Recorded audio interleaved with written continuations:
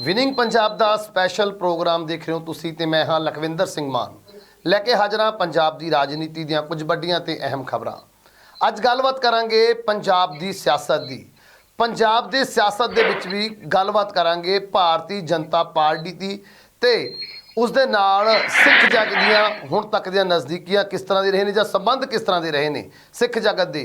ਕਿਉਂਕਿ ਜੇਕਰ ਗੱਲ ਕਰੀਏ ਸਿੱਖ ਜਗਤ ਦੀ ਜਾਂ ਪੰਥਕ ਆਗੂਆਂ ਦੀ, ਉਹ ਹਮੇਸ਼ਾ ਹੀ ਬੀਜੇਪੀ ਦੇ ਉੱਪਰ ਇਹ ਇਲਜ਼ਾਮ ਲਗਾਉਂਦੇ ਰਹੇ ਨੇ ਕਿ ਆਰਐਸਐਸ ਦੇ ਨਾਲ ਮਿਲ ਕੇ ਬੀਜੇਪੀ ਨੇ ਹਮੇਸ਼ਾ ਹੀ ਸਿੱਖ ਧਰਮ ਨੂੰ ਨੁਕਸਾਨ ਪਹੁੰਚਾਇਆਗਾ।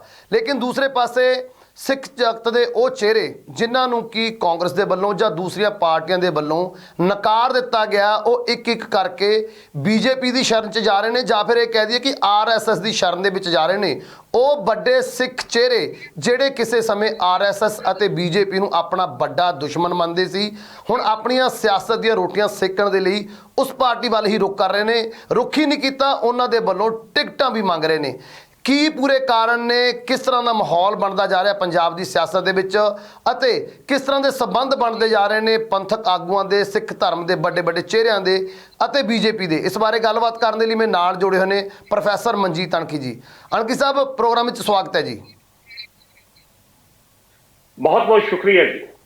ਅਣਖੀ ਸਰ, ਗੱਲ ਕਰੀਏ ਪੰਥਕ ਆਗੂਆਂ ਦੀ, ਸਿੱਖ ਚਿਹਰਿਆਂ ਦੀ, ਜਿਹੜੇ ਕਿ ਹਮੇਸ਼ਾ ਹੀ ਬੀਜੇਪੀ ਅਤੇ ਆਰਐਸਐਸ ਨੂੰ ਆਪਣੇ ਨਿਸ਼ਾਨੇ ਦੇ ਉੱਪਰ ਰੱਖਦੇ ਰਹੇ ਨੇ, ਜਿਹੜੇ ਕਿ ਅਕਸਰ ਆਪਣੇ ਬਿਆਨਾਂ ਦੇ ਵਿੱਚ ਇਹ ਕਹਿੰਦੇ ਨਜ਼ਰ ਆਏ ਸੀ ਕਿ ਸਿੱਖ ਧਰਮ ਨੂੰ ਜੇਕਰ ਸਭ ਤੋਂ ਵੱਡਾ ਖਤਰਾ ਹੈ ਤਾਂ ਉਹ ਆਰਐਸਐਸ ਤੋਂ ਹੈ ਜਾਂ ਫਿਰ ਬੀਜੇਪੀ ਤੋਂ ਹੈ। ਜਿਵੇਂ ਕਿ ਬੀਜੇਪੀ ਤੇ ਆਰਐਸਐਸ ਨੂੰ ਬਹੁਤੇ ਲੋਕ ਤਾਂ ਇੱਕ ਕਰਕੇ ਹੀ ਕਹਿ ਰਹੇ ਨੇ ਵੀ ਇਹ ਦੋ ਇੱਕ ਨੇ, ਸਿਰਫ ਨਾਮ ਦਾ ਫਰਕ ਹੈਗਾ ਵੀ ਇਹ ਪੋਲੀਟੀਕਲ ਪਾਰਟੀ ਬਣ ਚੁੱਕੀ ਹੈ, ਨਾ ਬੀਜੇਪੀ ਹੋ ਗਿਆ, ਲੇਕਿਨ ਹੈਗੀ ਇਹ ਆਰਐਸਐਸ ਹੀ ਸ਼ਾਖਾ ਹੈਗੀ। ਕਿਵੇਂ ਦੇਖ ਰਹੇ ਹੁਣ ਉਹੀ ਸਿੱਖ ਚਿਹਰੇ ਜਿਹੜੇ ਕਿਸੇ ਟਾਈਮ ਬੀਜੇਪੀ ਨੂੰ ਲਤਾੜਦੇ ਸੀ, ਹੁਣ ਜਦੋਂ ਕਿ ਉਹਨਾਂ ਨੂੰ ਪਾਰਟੀਆਂ ਦੇ ਵੱਲੋਂ, ਉਹਨਾਂ ਦੀਆਂ ਪਾਰਟੀਆਂ ਦੇ ਵੱਲੋਂ ਵੱਖ ਕਰ ਦਿੱਤਾ ਗਿਆ ਜਾਂ ਉਹਨਾਂ ਦੇ ਪਾਰਟੀਆਂ ਦੇ ਵੱਲੋਂ ਬਾਹਰ ਕੱਢ ਦਿੱਤਾ ਗਿਆ, ਉਹ ਸਾਰੇ ਸਿੱਖ ਜਗਤ ਦੇ ਵੱਡੇ ਚਿਹਰੇ ਜਾਂ ਪੰਥਕ ਵੱਡੇ ਆਗੂ ਇੱਕ ਇੱਕ ਕਰਕੇ ਬੀਜੇਪੀ ਜਾਂ ਆਰਐਸਐਸ ਦੀ ਸ਼ਰਨ ਦੇ ਵਿੱਚ ਜਾ ਰਹੇ ਨੇ। ਕਿਵੇਂ ਦੇਖ ਰਹੇ ਹੋ ਇਸ ਪੂਰੇ ਘਟਨਾਕ੍ਰਮ ਨੂੰ? ਲਖਵਿੰਦਰ ਸਿੰਘ, ਬੜਾ ਵਧੀਆ ਸਵਾਲ ਜਿਹੜਾ ਤੂੰ ਉਠਾਇਆ ਅੱਜ ਦੇ ਮਾਹੌਲ 'ਚ, ਔਰ ਇਹ ਪ੍ਰਸ਼ਨ ਉੱਠਣਾ ਵਾਜਬ ਸੀ। ਵਾਜਬ ਇਸ ਕਰਕੇ ਕਿਉਂਕਿ ਪਿਛਲੇ 1.5-2 ਸਾਲਾਂ ਦੌਰਾਨ ਖਾਸ ਤੌਰ ਤੇ ਜਦੋਂ ਦਾ ਕਿਸਾਨੀ ਅੰਦੋਲਨ ਸ਼ੁਰੂ ਹੋਇਆ, ਉਦੋਂ ਤੋਂ ਭਾਜਪਾ ਜਿਹੜੀ ਸੀ ਪੰਜਾਬ ਦੇ ਵਿੱਚ ਬੈਕਫੁੱਟ ਤੇ ਗਈ। ਭਾਜਪਾ ਦਾ ਕੋਈ ਵੀ ਕਾਰਕੁਨ ਬਾਹਰ ਨਹੀਂ ਸੀ ਨਿਕਲ ਸਕਦਾ। ਜੇ ਕੋਈ ਨਿਕਲਦੇ ਸੀ, ਕਿਸਾਨ ਉਹਨਾਂ ਦਾ ਵਿਰੋਧ ਕਰਦੇ ਸਨ। ਬਾਕੀ ਕਾਂਗਰਸ ਦੇ ਭੇਸ ਵਿੱਚ ਜਿਹੜੇ ਲੁਕੇ ਹੋਏ, ਜਿਹੜੇ ਅਸੀਂ ਇਸ ਵੇਲੇ ਗੱਲ ਕਰਾਂਗੇ, ਹੁਣ ਤਾਂ ਗੱਲ ਸਾਰੀਆਂ ਲੱਗੀਆਂ ਹੋ ਰਹੀਆਂ ਨੇ, ਉਹ ਕਿਸਾਨ ਜਿਹੜੇ ਉਹ ਭਾਜਪਾ ਦਾ ਵਿਰੋਧ ਕਰਦੇ ਸਨ। ਫਿਰ ਇਸ ਤੋਂ ਮਗਰੋਂ ਜਿਸ ਕਾਰਨ ਭਾਜਪਾ ਜਿਹੜੀ ਆ ਬੈਕਫੁੱਟ ਤੇ ਚਲੀ ਗਈ, 2 ਸਾਲ ਤੱਕ ਭਾਜਪਾ ਦੇ ਨੇਤਾਵਾਂ ਦਾ ਬਾਹਰ ਨਿਕਲਣਾ ਜਿਹੜਾ ਔਖਾ ਹੋਇਆ। ਇਹ ਵੀ ਹੋ ਗਈ ਅਜੋਕੇ ਮਾਹੌਲ ਦੀ ਗੱਲ। ਪਿੱਛੇ ਚੱਲ ਜਾਓ, ਪਿਛਲੇ ਦੌਰ ਦੇ ਵਿੱਚ ਵੀ ਹਮੇਸ਼ਾ, ਚਾਹੇ ਸ਼੍ਰੋਮਣੀ ਅਕਾਲੀ ਦਲ ਬਾਦਲ ਹੋਵੇ, ਉਦੋਂ ਜਦੋਂ ਉਹਦਾ ਭਾਜਪਾ ਦੇ ਨਾਲ ਜਾਂ ਐਨਡੀਏ ਨਾਲ ਸਮਝੌਤਾ ਨਹੀਂ ਸੀ, ਚਾਹੇ ਕੋਈ ਪੰਜਾਬ ਦਾ ਪੰਥਕ ਲੀਡਰ ਹੋ ਜੇ, ਚਾਹੇ ਪੰਜਾਬ ਦਾ ਕੋਈ ਧਾਰਮਿਕ ਆਗੂ ਹੋ ਜੇ, ਹਰ ਵਿਅਕਤੀ ਦੀ ਸਿੱਖ ਆਦਮੀ, ਹਰ ਬੰਦੇ ਦੀ ਜ਼ਬਾਨ ਤੇ ਇਹੋ ਜਿਹੇ ਵਿਅਕਤੀਆਂ ਦੀ ਜਿਹਨਾਂ ਦਾ ਮੈਂ ਜ਼ਿਕਰ ਕਰ ਰਿਹਾ, ਹਮੇਸ਼ਾ ਉਹਨਾਂ ਦੀ ਜ਼ਬਾਨ ਤੇ ਇਹੋ ਗੱਲ ਰਹੀ ਆ ਕਿ ਜਿਹੜੀ ਆਰਐਸਐਸ ਹੈ ਉਹ ਸਿੱਖ ਧਰਮ ਨੂੰ ਅੰਦਰੋਂ ਅੰਦਰੀ ਖੋਰਾ ਲਾ ਰਹੀ ਹੈ ਤੇ ਸਿੱਖ ਧਰਮ ਨੂੰ ਹਿੰਦੂ ਧਰਮ ਚ ਪਰਿਵਰਤਿਤ ਕਰਨ ਦੀ ਲੋੜ ਆ। ਹਮੇਸ਼ਾ ਇਸੇ ਕਰਕੇ, ਚਾਹੇ ਉਹ ਅਕਾਲੀ ਦਲ ਹੋਵੇ, ਚਾਹੇ ਕੋਈ ਪੰਥਕ ਆਗੂ ਹੋਣ, ਸਿੱਖ ਚਿਹਰੇ ਹੋਣ, ਉਹਨਾਂ ਨੇ ਹਮੇਸ਼ਾ ਭਾਜਪਾ ਦਾ ਵਿਰੋਧ ਕੀਤਾ ਤੇ ਉਸੇ ਤਰੀਕੇ ਨਾਲ ਆਰਐਸਐਸ ਨੂੰ ਹਰ ਆਪਣੇ ਨਿਸ਼ਾਨੇ ਤੇ ਲਿਆ। ਪੰਜਾਬ ਦੇ ਵਿੱਚ ਕੋਈ ਵੀ ਇਨਸੀਡੈਂਟ ਅਗਰ ਹੁੰਦਾ, ਕੋਈ ਵੀ ਅਗਰ ਕੋਈ ਘਟਨਾ ਵਾਪਰਦੀ ਹੈ, ਤਾਂ ਉਸ ਦਾ ਜਿਹੜਾ ਸਿੱਧਾ ਦੋਸ਼ ਹੈ ਪੰਥਕ ਹਲਕਿਆਂ ਵਿੱਚ ਕੋਈ ਘਟਨਾ ਵਾਪਰਦੀ ਹੈ ਜਿਹੜੀ ਪੰਥਕ ਹਲਕਿਆਂ ਨੂੰ ਨਾਗਵਾਰ ਗੁਜ਼ਰਦੀ ਸੀ, ਹਮੇਸ਼ਾ ਉਸ ਦਾ ਇਲਜ਼ਾਮ ਜਿਹੜਾ ਉਹ ਆਰਐਸਐਸ ਤੇ ਲਾ ਦਿੱਤਾ ਜਾਂਦਾ ਰਿਹਾ ਕਿ ਆਰਐਸਐਸ ਦੀ ਦਖਲਅੰਦਾਜ਼ੀ ਸਿੱਖ ਧਰਮ ਚ ਵੱਧ ਗਈ ਆ। ਪ੍ਰਕਾਸ਼ ਸਿੰਘ ਬਾਦਲ ਨੂੰ ਵੀ ਆਰਐਸਐਸ ਵੱਲੋਂ ਕਿਹਾ ਗਿਆ ਕਿ ਇਹ ਭੇਜਿਆ, ਮਤਲਬ ਬਹੁਤ ਕੁਝ ਆਰਐਸਐਸ ਦਾ ਏਜੰਟ ਦੱਸਿਆ ਗਿਆ, ਬਹੁਤ ਕੁਝ ਇਹੋ ਜਿਹਾ ਚੱਲਦਾ। ਪਰ ਜਿਹੜੀ ਅੱਜ ਦੀ ਜਿਹੜੀ ਸਥਿਤੀ ਹੈ, ਅੱਜ ਦੀ ਸਥਿਤੀ ਦੇ ਵਿੱਚ ਉਹ ਸਿੱਖ ਆਗੂ, ਉਹ ਪੰਥਕ ਚਿਹਰੇ ਜਿਹੜੇ ਹਮੇਸ਼ਾ ਭਾਜਪਾ ਨੂੰ ਜਾਂ ਆਰਐਸਐਸ ਨੂੰ ਸਿੱਖਾਂ ਦਾ ਕੱਟੜ ਦੁਸ਼ਮਣ ਦੱਸਦੇ ਰਹੇ ਆ, ਉਹ ਖੁਦ ਬਖੁਦ ਭਾਜਪਾ ਦੀ ਪੌੜੀ ਚੜ੍ਹਦੇ ਪਏ ਆ, ਭਾਜਪਾ ਦੇ ਵਿੱਚ ਜਾਣ ਨੂੰ ਤਿਆਰ ਹੋਏ ਪਏ ਨੇ। ਤਾਂ ਇਸ ਦਾ ਕੀ ਕਾਰਨ ਕੀ, ਇਹੋ ਜਿਹੇ ਕਿਹੜੇ ਇਨਸੀਡੈਂਟ, ਇਹੋ ਜਿਹੀਆਂ ਕੀ ਗਤੀਵਿਧੀਆਂ ਵਾਪਰੀਆਂ ਜਿਸ ਕਰਕੇ ਅਜਿਹਾ ਕੁਝ ਵਾਪਰਨਾ ਸ਼ੁਰੂ ਹੋਇਆ। ਹੁਣ ਇਸ ਵੇਲੇ ਪੰਜਾਬ ਦੇ ਵਿੱਚ ਚੋਣਾਂ ਦਾ ਮਾਹੌਲ ਹੈਗਾ, ਔਰ ਹਰ ਪਾਰਟੀ ਜਿਹੜੀ ਆ ਉਹ ਚੋਣਾਂ ਲੜਨ ਵਾਸਤੇ ਜਿਹੜੀ ਆ ਅੱਗੇ ਆ ਰਹੀ ਆ।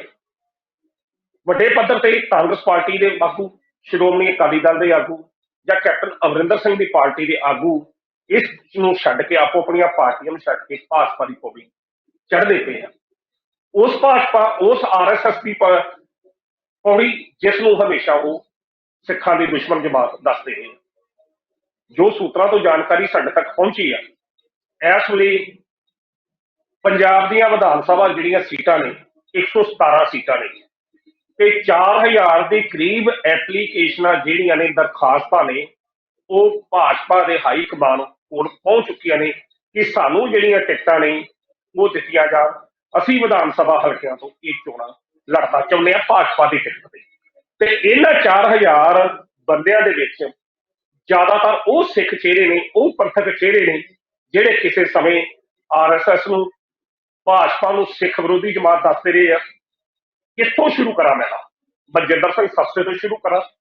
ਬਲਜਿੰਦਰ ਸਿੰਘ ਸਸਤਾ ਦਿੱਲੀ ਸਿੱਖ ਗੁਰਦੁਆਰਾ ਪ੍ਰਬੰਧਕ ਕਮੇਟੀ ਦਾ ਪ੍ਰਧਾਨ ਜਿਹੜਾ ਸੀ, ਭਾਜਪਾ ਨੇ ਬਾਂਹ ਮਰੋੜ ਕੇ ਉਸ ਨੂੰ ਆਪਣੀ ਪਾਰਟੀ ਦੇ ਵਿੱਚ ਦਾਖਲ ਕੀਤਾ ਜੀ। ਬਲਜਿੰਦਰ ਸਿੰਘ ਸਸਤਾ ਕੰਗਣਾ ਰਣੌਤ ਨੂੰ ਇਲਜ਼ਾਮ ਕਰਦਾ ਰਿਹਾ, ਹਮੇਸ਼ਾ ਭੰਡਦਾ ਰਿਹਾ, RSS ਦੀ ਗੱਲ ਉਹ ਦੱਸਦਾ ਰਿਹਾ।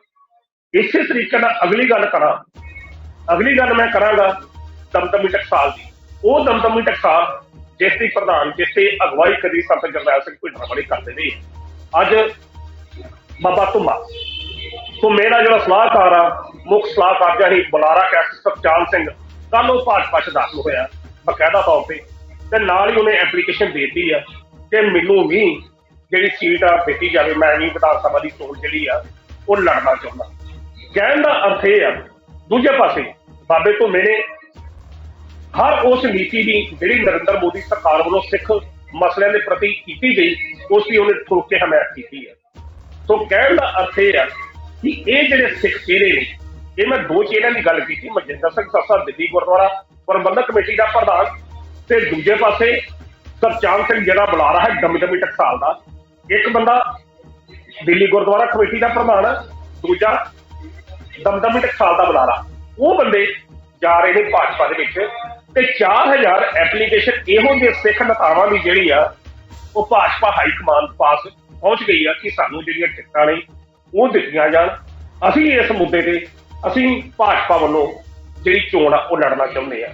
ਜਿਵੇਂ ਤੁਸੀਂ ਕਹਿ ਰਹੇ ਹੋਗੇ, ਸਿਰਸਾ ਜੀ ਦੀ ਗੱਲ ਕੀਤੀ ਆ, ਧੁੰਮਾ ਦੇ ਗੁਰਬੀਰ ਦੀ ਗੱਲ ਕੀਤੀ ਤੁਸੀਂ ਨੇ, ਜਿਹੜੇ ਇਹ ਪੰਥਕ ਚਿਹਰੇ ਜਾਂ ਸਿੱਖ ਚਿਹਰੇ BJP 'ਚ ਜਾ ਰਹੇ ਨੇ ਜਾਂ RSS ਦੀ ਸ਼ਰਨ ਦੇ ਵਿੱਚ ਆ ਰਹੇ ਨੇ, ਇਹਨਾਂ ਦੀ ਕੋਈ ਸਿਆਸੀ ਮਜਬੂਰੀ ਹੈ ਜਾਂ ਫਿਰ ਇਹ ਸਿਰਫ ਔਰ ਸਿਰਫ ਕਿਸੇ ਮਜਬੂਰੀ ਦੇ ਕਾਰਨ ਜਾ ਰਹੇ ਨੇ, ਜਾਂ ਹੋਰ ਕੋਈ ਮਜਬੂਰੀ ਹੈ, ਜਾਂ ਸਿਆਸੀ ਰੋਟੀਆਂ ਸੇਕਣ ਦੇ ਲਈ ਜਾ ਰਹੇ ਨੇ ਸਿਰਫ, ਜਾਂ ਕੋਈ ਹੋਰ ਵੱਡੀ ਮਜਬੂਰੀ? ਜਿਵੇਂ ED ਦੀ ਪਹਿਲਾਂ ਗੱਲ ਕੀਤੀ ਸੀ, ਤੁਸੀਂ ਸਿਰਸਾ ਸਾਹਿਬ ਦੀ ਗੱਲ ਕੀਤੀ ਸੀ ਵੀ ਉਹਨਾਂ ਦੀ ਤਾਂ ਮਜਬੂਰੀ ਬਣ ਗਈ ਸੀ ਕਿਉਂਕਿ ਡਰਾ ਹੀ ਐਡਾ ਵੱਡਾ ਦਿੱਤਾ ਸੀਗਾ ਇਹਨਾਂ BJP ਦੇ ਵੱਲੋਂ ਵੀ ਸਿਰਸਾ ਸਾਹਿਬ ਨੂੰ ਜਾਣਾ ਪੈ ਗਿਆ। ਕਿਵੇਂ ਦੇਖ ਰਹੇ ਹੋ, ਸਿਆਸੀ ਮਜਬੂਰੀ ਜਾਂ ਕੋਈ ਬਾਹਰਲੀ ਮਜਬੂਰੀ ਹੈ? ਦੇਖੋ ਲਖਵਿੰਦਰ ਜੀ, ਇਹਦੇ 'ਚ ਕੋਈ ਵੀ ਸਿਆਸੀ ਮਜਬੂਰੀ ਨਹੀਂ ਹੈ।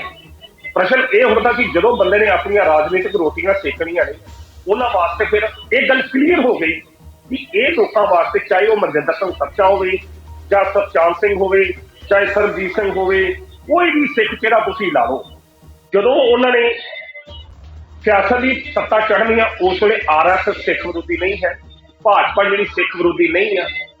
ਕੇਵਲ ਔਰ ਕੇਵਲ ਇਹਨਾਂ ਲੋਕਾਂ ਵਾਸਤੇ ਆਪਣੇ ਜਿਹੜੇ ਮੁੱਦੇ ਨੇ, ਸਿਆਸੀ ਮੁੱਦੇ, ਉਹ ਸਨਮੁਖ ਹੁੰਦੇ ਆ, ਉਹਨਾਂ ਦੀ ਮਹੱਤਤਾ ਜ਼ਿਆਦਾ।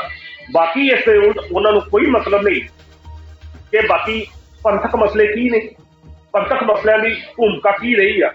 ਤੁਸੀਂ ਬਾਕੀ ਸਾਰੀਆਂ ਗੱਲਾਂ ਤੁਸੀਂ ਛੱਡ ਦਿਓ। ਮਾਨ ਸਾਹਿਬ, ਅਸੀਂ ਗੱਲ ਕਰੀਏ ਸ਼੍ਰੋਮਣੀ ਅਕਾਲੀ ਦਲ ਦੀ।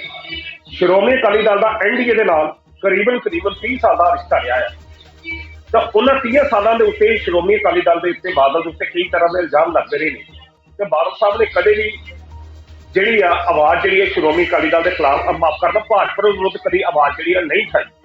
ਪਰ ਐਨ ਜਦੋਂ ਉਹਨਾਂ ਦਾ ਗੱਠਜੋੜ ਟੁੱਟਿਆ, ਉਹੀ ਬਾਦਲ ਅਕਾਲੀ ਦਲ ਆ ਜਿਹੜਾ ਮੋਦੀ ਸਰਕਾਰ ਨੂੰ ਭੰਡਣਾ ਸ਼ੁਰੂ ਕਰ ਦਿੱਤਾ ਜਾਂ ਚੰਡੀਗੜ੍ਹ ਦੀ ਮੰਗ ਕਰਨੀ ਸ਼ੁਰੂ ਕਰ ਦਿੱਤੀ ਆ।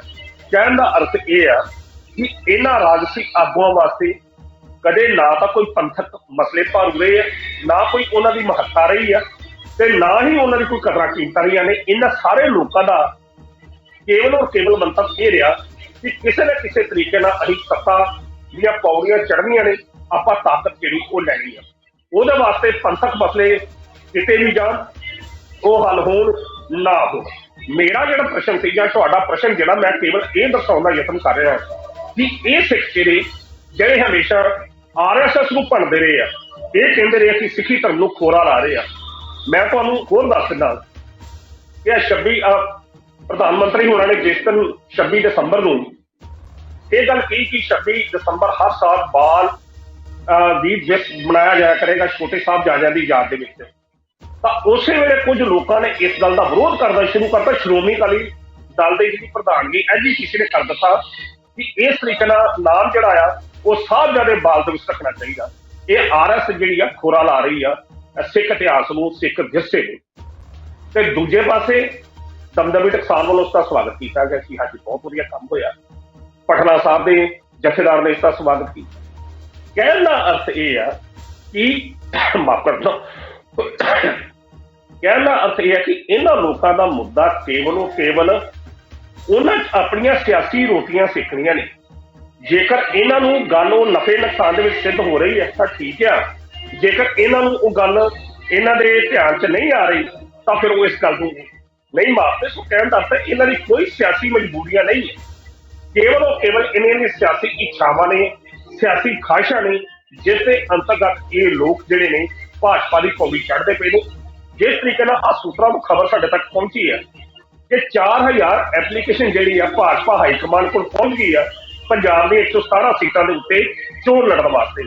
ਹੁਣ ਤੁਸੀਂ ਇਹ ਵੇਖੋ ਕਿ ਯੂਪੀ ਦੇ ਵਿੱਚ ਦੂਜੇ ਪਾਸੇ ਕੀ ਹੋ ਰਿਹਾ, ਉਥੋਂ ਉਹ ਵਿਅਕਤੀ ਅਸਤੀਫਾ ਦੇ ਕੇ ਆਪਣੇ ਦੂਜੀਆਂ ਪਾਰਟੀਆਂ ਨੂੰ ਜੁਆਇਨ ਕਰ ਰਹੇ ਆ। ਇੱਥੋਂ ਦੇ ਉਹ ਸਿੱਖ ਨੇਤਾ, ਉਹ ਪੰਥਕ ਹਸਤੀਆਂ ਜਿਹੜੀਆਂ ਕਹਿੰਦੀਆਂ ਸਨ ਕਿ ਸਮੁੱਚੇ ਪੰਥ ਦਾ ਭਾਰ ਜਿਹੜਾ ਸਾਡੇ ਸਿਰ ਤੇ ਆ ਉਹ ਖੁਦ RSS ਦੀ ਝੋਲੀ ਚੜ੍ਹ ਰਹੀਆਂ ਨੇ।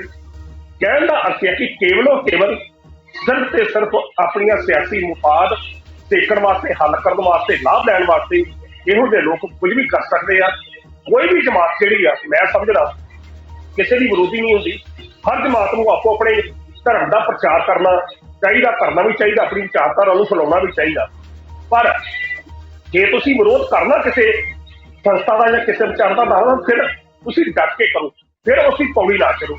ਪਰ ਜਿਸ ਤਰੀਕੇ ਨਾਲ ਇਹ ਖੁਦ ਪੌੜੀ ਚੜੇ ਨੇ ਤਾਂ ਫਿਰ ਕੱਲ ਨੂੰ ਇਹ ਪੰਥਕ ਆਗੂ, ਇਹ ਜਿਹੜੇ ਸਿੱਖ ਚੜੇ ਨੇ, ਕਿਸ ਤਰੀਕੇ ਨਾਲ RSS ਦੀਆਂ ਉਹਨਾਂ ਗਤੀਵਿਧੀਆਂ ਦਾ ਵਿਰੋਧ ਕਰ ਸਕਣਗੇ ਜਿਨ੍ਹਾਂ ਬਾਰੇ ਕਿਹਾ ਜਾਂਦਾ ਕਿ ਇਹ ਸਿੱਖ ਧਰਮ ਨੂੰ ਕੋਰਾ ਲਾਉਣ ਵਾਸਤੇ ਨੇ। ਸੋ ਮਾਨ ਸਾਹਿਬ ਇਹਦੇ ਸੰਬੰਧੀ ਗੰਭੀਰ ਹੋਣਾ ਪਏਗਾ ਜੀ। ਅਣਖੀ ਸਰ, ਤੁਹਾਡਾ ਕਹਿਣ ਦਾ ਮਤਲਬ ਇਹ ਵੀ ਜੀ ਰਾਜਨੀਤਿਕ ਜੋ ਇੱਛਾਵਾਂ ਨੇ, ਰਾਜਨੀਤਿਕ ਖੁਆਇਸ਼ਾਂ ਨੇ, ਉਹ ਧਰਮ ਦੇ ਉੱਪਰ ਭਾਰੂ ਪੈਂਦੇ ਨਜ਼ਰ ਆ ਰਹੀਆਂ ਨੇਗੀਆਂ। ਉਹ ਤਾਂ ਮਾਨ ਸਾਹਿਬ ਹਮੇਸ਼ਾ ਪੈਂਦੀਆਂ ਰਹੀਆਂ ਨੇ, ਉਹਦੇ ਵਿੱਚ ਕੋਈ ਦੋ ਰਹਿਮਾ ਨਹੀਂ ਹੈ। ਉਹ ਤਾਂ ਹਮੇਸ਼ਾ ਹੀ ਇਹ ਕੰਮ ਰਿਹਾ ਕਿ ਬੰਦੇ ਦੀਆਂ ਰਾਜਨੀਤਿਕ ਇੱਛਾਵਾਂ ਹੀ ਧਰਮ ਤੇ ਭਾਰੂ ਪੈਂਦੀਆਂ ਰਹੀਆਂ, ਤੇ ਰਾਜਨੀਤਿਕ ਇੱਛਾਵਾਂ ਕਰਕੇ ਹੀ ਪੰਜਾਬ ਦਾ ਹਰ ਬੰਦਾ, ਪੰਜਾਬ ਦਾ ਕਿਉਂ ਹਿੰਦੁਸਤਾਨ ਦਾ ਹਰ ਰਾਸ਼ਟਰੀ ਨੇਤਾ ਧਰਮ ਨੂੰ ਆਪਣੇ ਹਿੱਤ ਵਾਸਤੇ ਵਰਤਦਾ ਰਿਹਾ ਜੀ।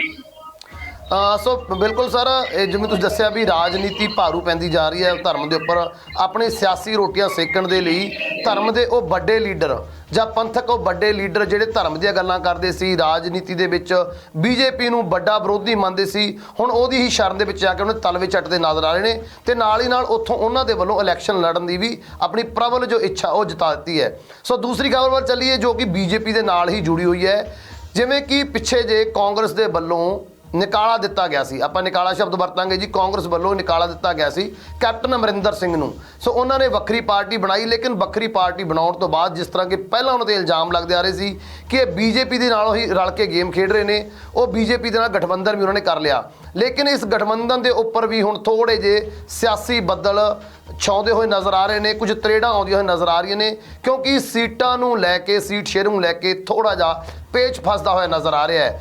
ਜਿੱਥੇ ਕੈਪਟਨ ਅਮਰਿੰਦਰ ਸਿੰਘ ਆਪਣੀ ਪਾਰਟੀ ਦੇ ਲਈ 35 ਸੀਟਾਂ ਮੰਗ ਰਹੇ ਨੇ ਉੱਥੇ ਬੀਜੇਪੀ ਉਹਨਾਂ ਨੂੰ ਸਿਰਫ 25 ਤੋਂ 30 ਸੀਟਾਂ ਦੇਣ ਦੀ ਰਜ਼ਾਮੰਦ ਹੈ ਤੇ ਦੂਸਰੇ ਸੀਟਾਂ ਦੇ ਉੱਪਰ ਹਲਕਿਆਂ ਦੇ ਉੱਪਰ ਵੀ ਰਜ਼ਾਮੰਦੀ ਬਣਦੀ ਹੋਈ ਨਜ਼ਰ ਨਹੀਂ ਆ ਰਹੀ, ਜਿੱਥੇ ਕੈਪਟਨ ਅਮਰਿੰਦਰ ਸਿੰਘ ਪੂਰਾ ਪਟਿਆਲਾ ਜ਼ਿਲ੍ਹਾ ਚਾਹੁੰਦੇ ਨੇ ਕਿ ਉਹਨਾਂ ਦੇ ਜਿੰਨੇ ਵੀ ਹਲਕੇ ਨੇ ਪਟਿਆਲੇ ਜ਼ਿਲ੍ਹੇ ਦੇ ਉਹ ਕੈਪਟਨ ਅਮਰਿੰਦਰ ਦੀ ਪਾਰਟੀ ਨੂੰ ਦਿੱਤੇ ਜਾਣ।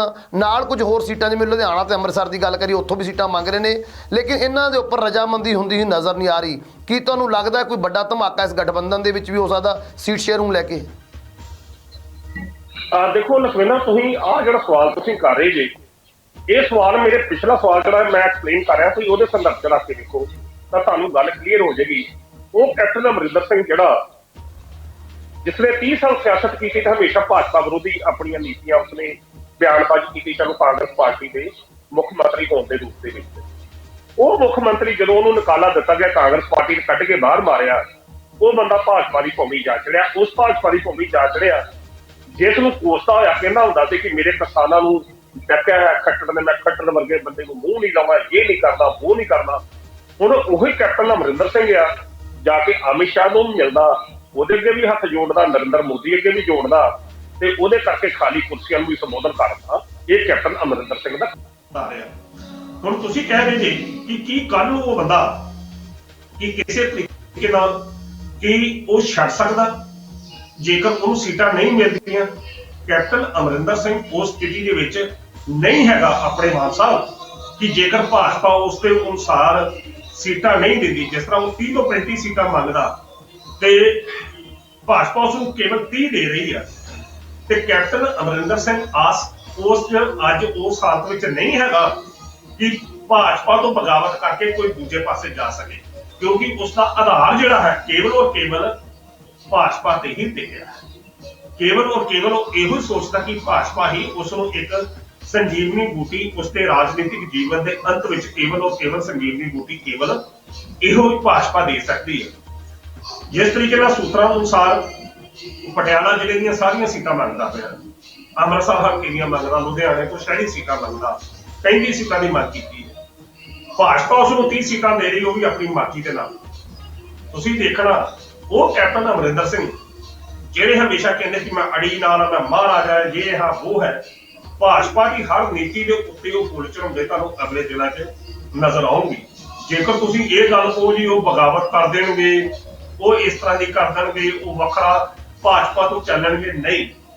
ਲਖਵਿੰਦਰ, ਕੈਪਟਨ ਅਮਰਿੰਦਰ ਸਿੰਘ ਦੀ ਹੁਣ ਮਜਬੂਰੀ ਆ ਕਿ ਉਹਨੇ ਟੋਟਲੀ ਜਿਹੜਾ ਹੈ ਉਹਦੇ ਉੱਤੇ ਹੀ ਨਿਰਭਰ ਹੋ ਕੇ ਆਪਣਾ ਰਾਜਸੀ ਸੀਮਨ ਦਾ ਜਿਹੜਾ ਆਖਰੀ ਸਫ਼ਰ ਆ ਉਸਨੇ ਬਤੀਤ ਕਰਨਾ ਹੈ, ਉਹਨੇ ਸਫ਼ਰ ਜਿਹੜਾ ਜਾਰੀ ਰੱਖਣਾ। ਜੇਕਰ ਭਾਜਪਾ ਉਸ ਨੂੰ 30 ਦੀ ਬਜਾਏ 25 ਸੀਟਾਂ ਨੂੰ ਦੇਗੀ, ਤੁਸੀਂ ਦੇਖਣਾ ਕੈਪਟਨ ਅਮਰਿੰਦਰ ਸਿੰਘ ਹੋਣੀ ਉਹਦੇ ਤੇ ਵੀ ਆਪਣੀ ਸਹਿਮਤੀ ਜਿਹੜੀ ਉਹ ਪ੍ਰਗਟ ਕਰ ਦੇਣਗੇ, ਕਿਉਂ? ਉਸ ਦੀ ਮਜਬੂਰੀ ਹੈ। ਤਾਂ ਇਹ ਮਜਬੂਰੀ ਜੇਕਰ ਕੈਪਟਨ ਅਮਰਿੰਦਰ ਸਿੰਘ ਵਰਗੇ ਜਿਹਦੇ ਸੰਬੰਧੀ ਆਮ ਕਿਹਾ ਜਾਂਦਾ ਧਾਕੜ ਸਿਆਸਤਦਾਨ ਪੰਜਾਬ ਦਾ ਇਹ ਹੈ ਉਹ ਹੈ, ਜੇਕਰ ਕੈਪਟਨ ਅਮਰਿੰਦਰ ਸਿੰਘ ਇਸ ਗੱਲ ਤੇ ਕੰਪਰੋਮਾਈਜ਼ ਕਰ ਸਕਦਾ ਤੇ ਫਿਰ ਪੰਜਾਬ ਦੇ ਦੂਜੇ ਸਿੱਖ ਆਗੂਆਂ ਦੀ ਕੀ ਔਕਾਤ ਹੈਗੀ ਆ? ਸਭ ਉਸੇ ਚੱਟੇ ਵੱਟੇ ਨੇ, ਉਸੇ ਹੀ ਪੌੜੀ ਇਹਨਾਂ ਨੇ ਚੜ੍ਹਨਾ, ਉਸੇ ਹੀ ਇਹਨਾਂ ਨੇ ਇਸੇ ਤਰ੍ਹਾਂ ਕਰਨਾ।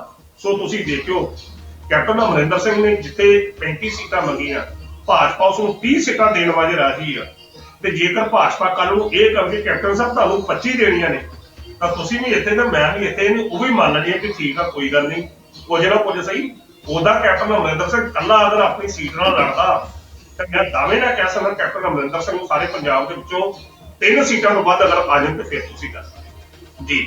ਪ੍ਰੋਫੈਸਰ ਮਨਜੀਤ ਅਣਖੀ ਜੀ, ਜਿਨ੍ਹਾਂ ਦੇ ਵੱਲੋਂ ਪੰਜਾਬ ਦੀ ਸਿਆਸਤ ਨਾਲ ਸੰਬੰਧਿਤ ਕੁਝ ਗੁੰਝਲਦਾਰ ਪ੍ਰਸ਼ਨਾਂ ਦੇ ਉੱਤਰ ਦੇਣ ਦੀ ਕੋਸ਼ਿਸ਼ ਕੀਤੀ ਗਈ ਹੈ।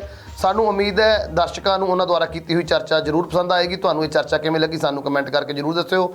ਅਗਲੇ ਪ੍ਰੋਗਰਾਮ ਦੇ ਫਿਰ ਤੋਂ ਹੋਏਗੀ ਸਾਡੀ ਮੁਲਾਕਾਤ। ਉਦੋਂ ਤੱਕ ਸਾਨੂੰ ਦਿਓ ਇਜਾਜ਼ਤ। ਧੰਨਵਾਦ।